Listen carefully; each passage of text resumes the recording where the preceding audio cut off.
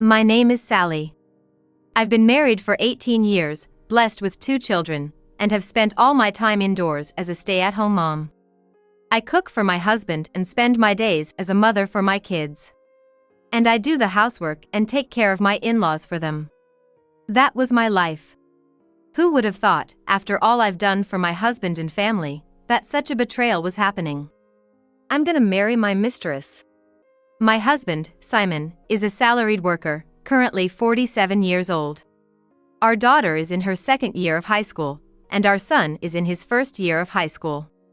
Despite all the hardships I've endured for my husband, to hear him declare he has a mistress.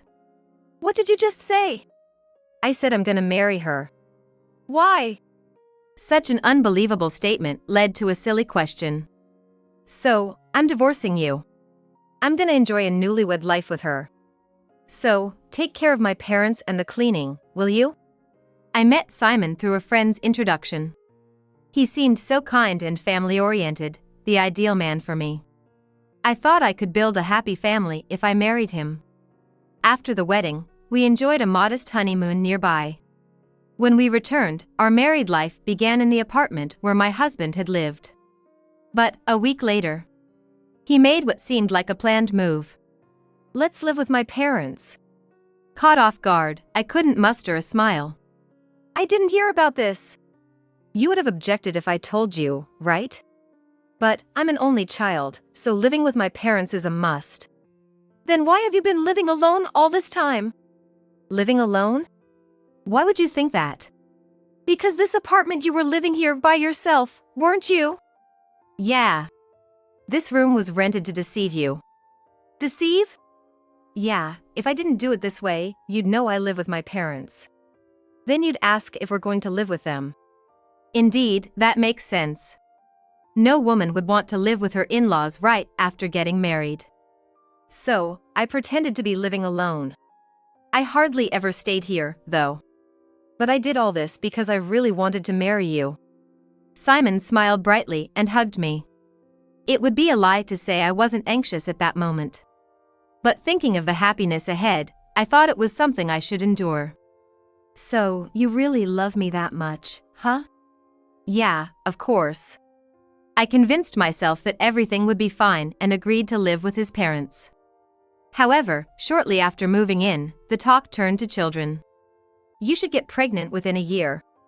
And it better be a boy. We don't want a girl. What?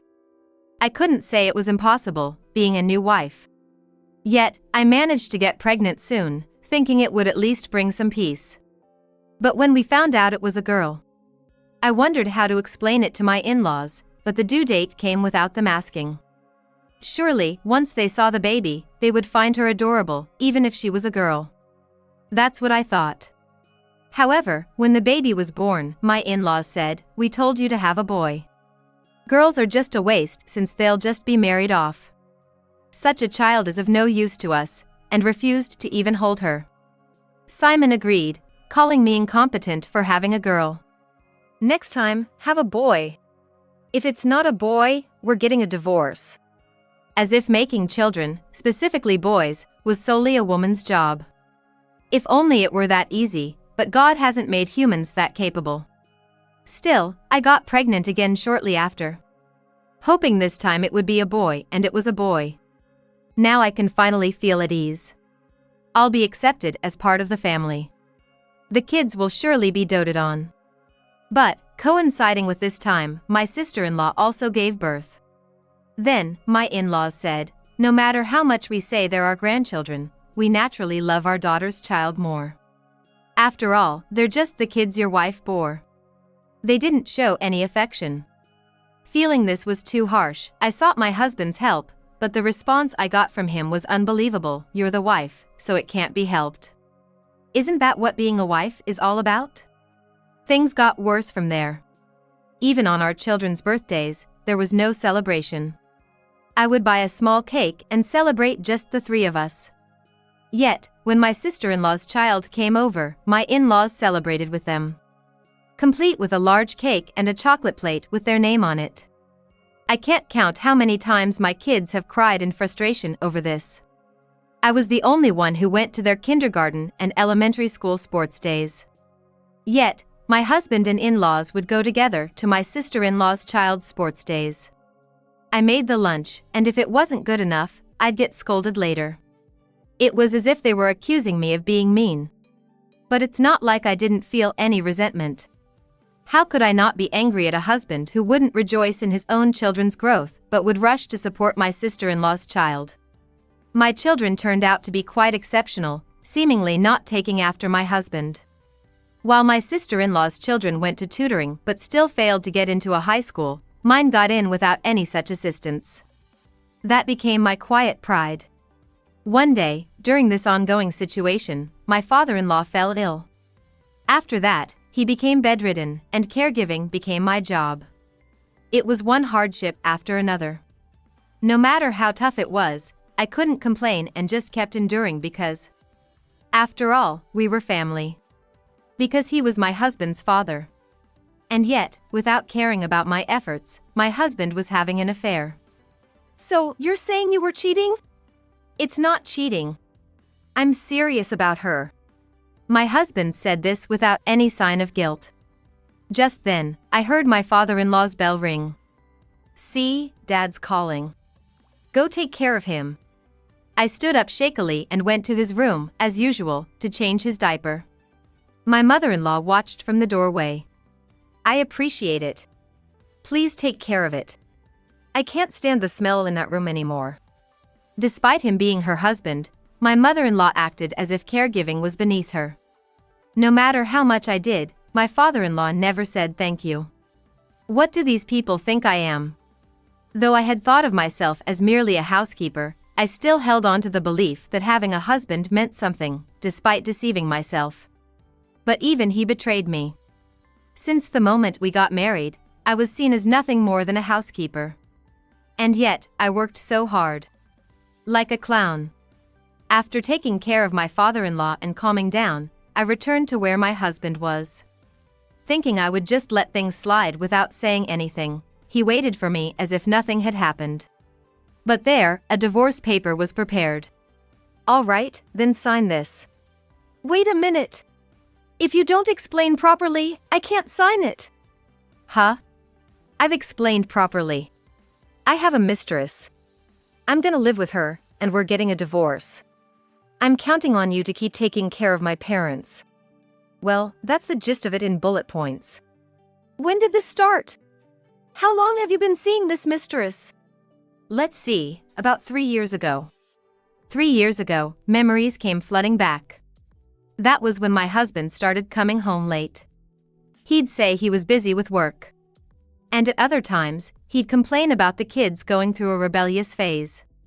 After that, not only did he come home late, but there were also nights he didn't come home at all. The word affair started to creep into my mind, but I dismissed it, thinking, who would want to date a man in his 40s?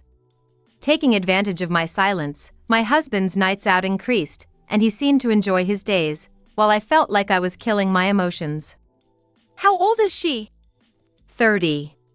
Young, huh? A big difference from you. Why would such a young woman want to be with my husband? It's unthinkable. Is she being deceived? Aren't you being deceived? She's not that kind of person. It's hopeless. He's too far gone, completely sunk in love. She loves me. She tells me she loves me. That's why I want to marry her. So we can have a happy married life together. My husband seemed happy talking about it, but it made me feel sick. It's like the man in front of me had turned into some unrecognizable monster.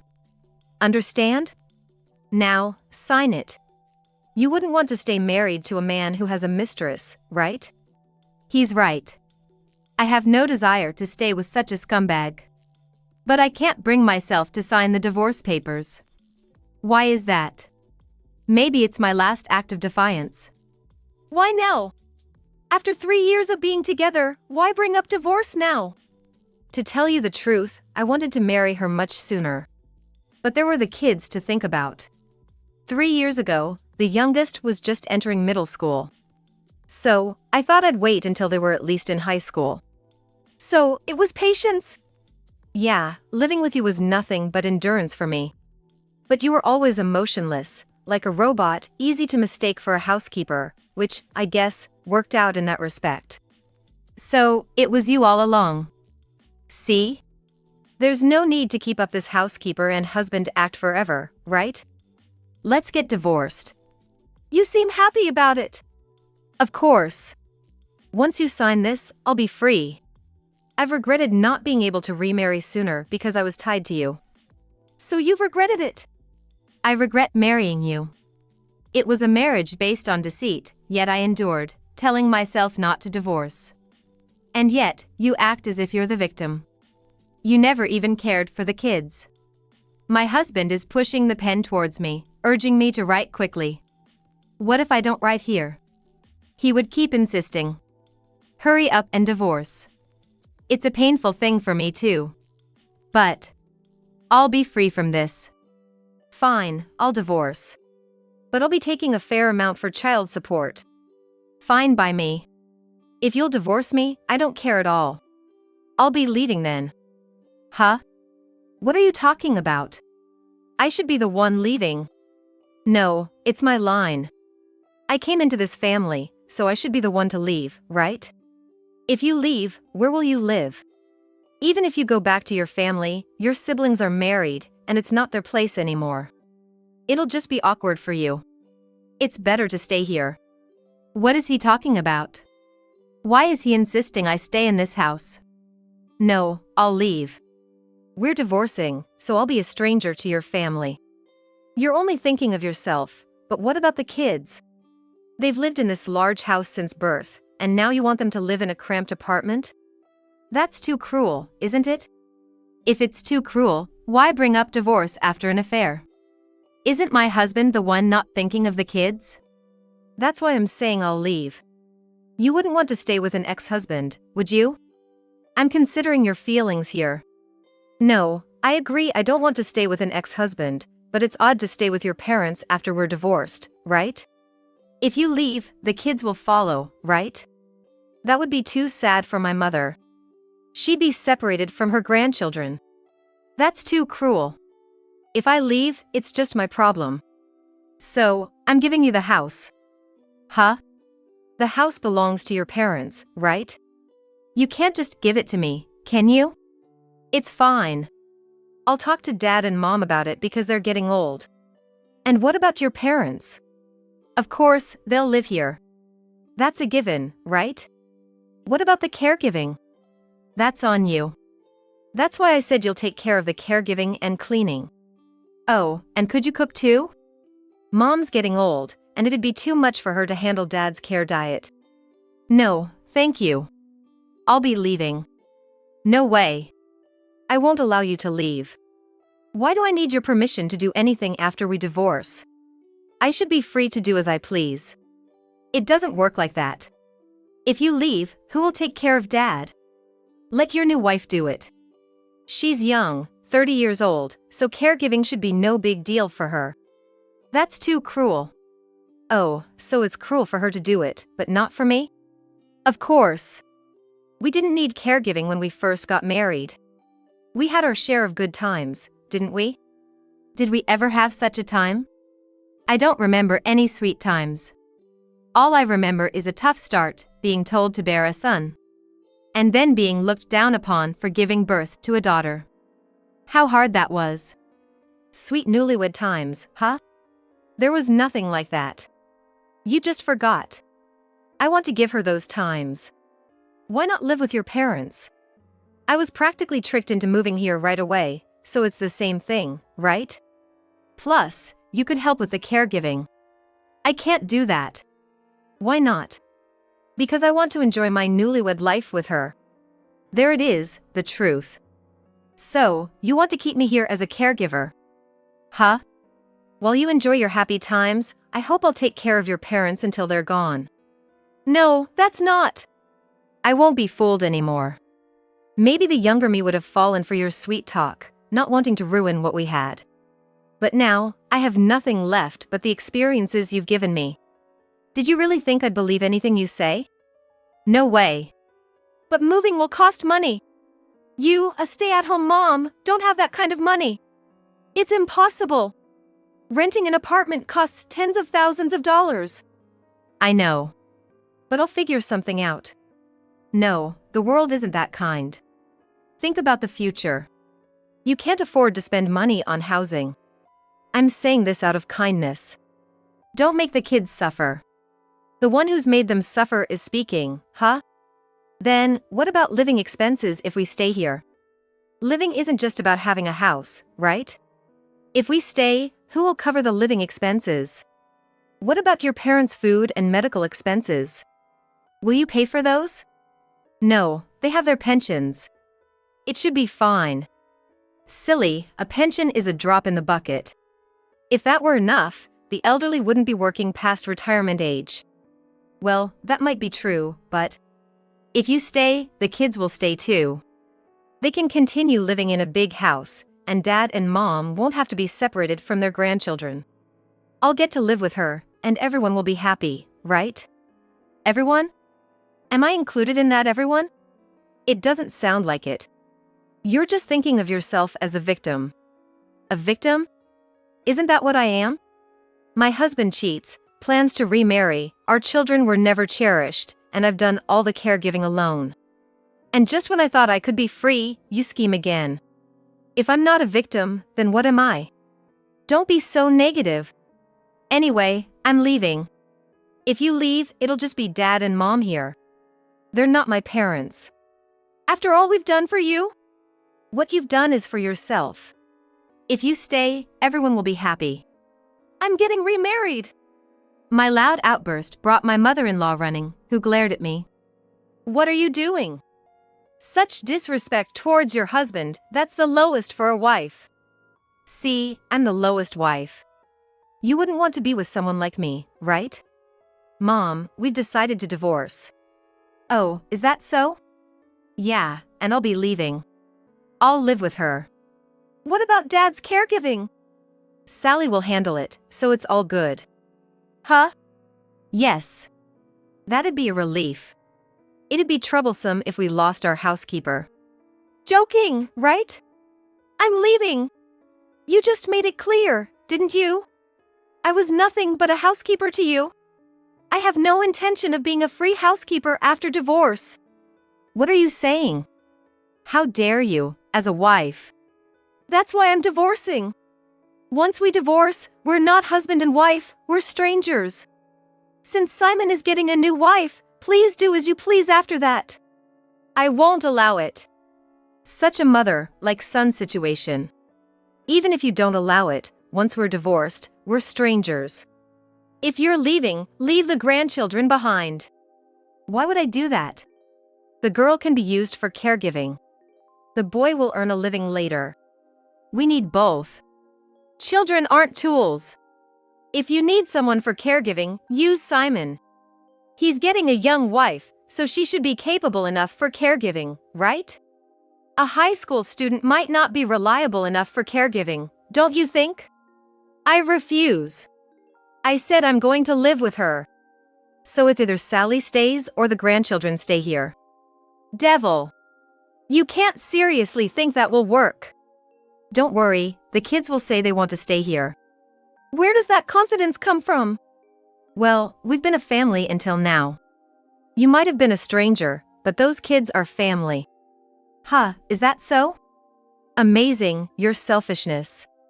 If the kids really say they want to stay, I won't object. But if they decide they want to leave this house with their own will, I'll take them with me.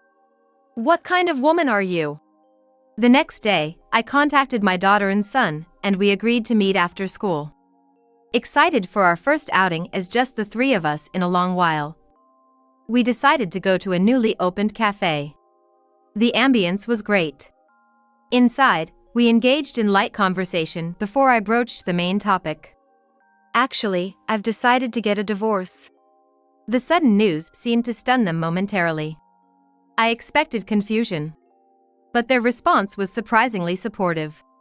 I think it's good, Mom. You've worked hard. I agree. Yeah, me too. Dad must have crossed the line, huh? Truly, my two public high school straight pass kids. unsurprisingly supportive, acknowledging the inevitability. And the real reason, asked my daughter, to whom I revealed Simon's plans to remarry his mistress. Gross. Dad's an idiot for remarrying a 30-year-old woman?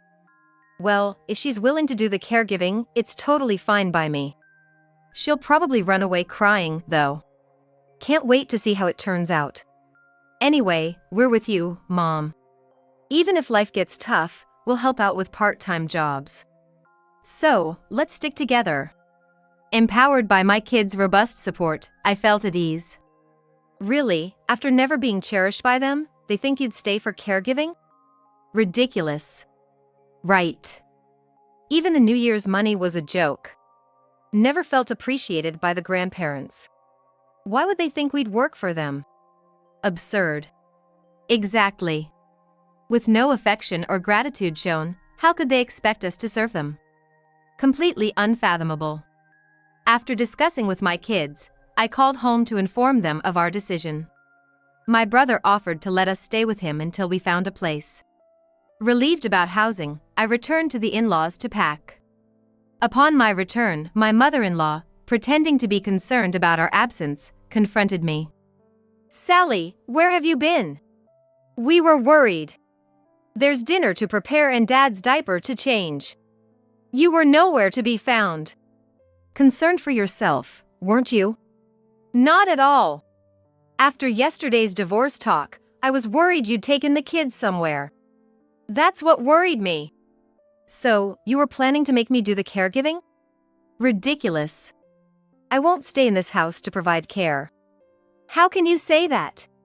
I refuse to stay and work for you all in this house. Even John agrees. You've been influenced by this woman. Not influenced. We just don't like the idea. We're leaving. Hey! How can you say that to Grandma? She's someone important who raised us. The one who really raised us is Mom.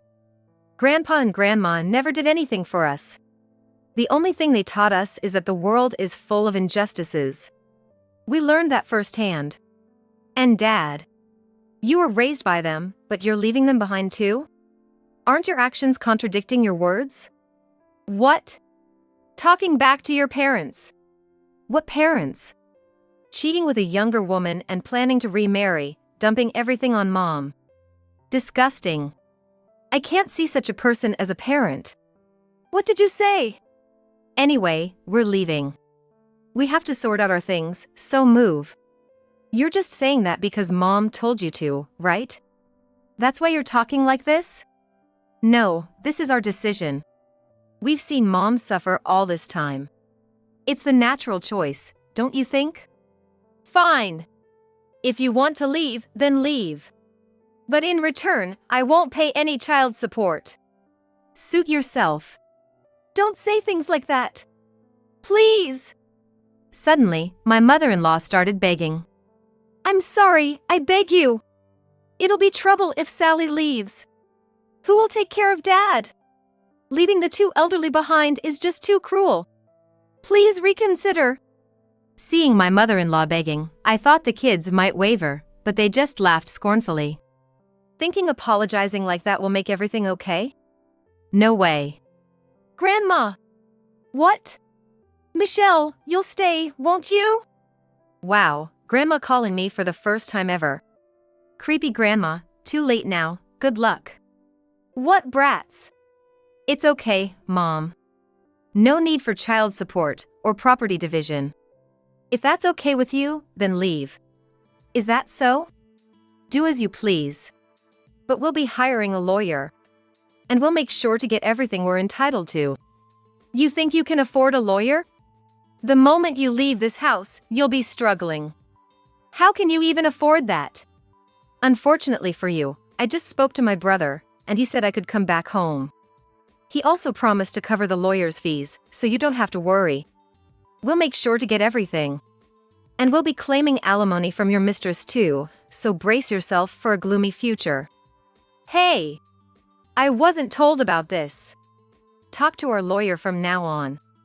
Let's get packing. Oh, and please have your kind and young wife take care of the caregiving. After packing, we moved back to my family home. My brother and his wife welcomed us warmly. Thanks to their support, we quickly hired a lawyer and managed to get child support and property division settled in full. Simon's savings were wiped out as a result. We also claimed from his mistress, leaving Simon in a tough spot. But we managed to rent a flat early on. Simon, despite his drained savings, boasted it'd be okay since he was working. He moved into his mistress's flat, but caregiving proved too much for his mother alone. After constant complaints of pain, he and his new wife had to move in with his parents. However, the new wife, furious about not being informed, left within a month. Struggling to juggle work and caregiving, Simon eventually quit his job. Soon after, his finances plummeted, forcing him to sell the house at a loss, and even his application for welfare was denied. Working only at night while his parents slept, he became gaunt, a shadow of his former self. Meanwhile, I found a job through friends. Though living in a small flat, we're enjoying our days. This year, we plan to buy a whole cake and celebrate our children's birthdays as a family of 3.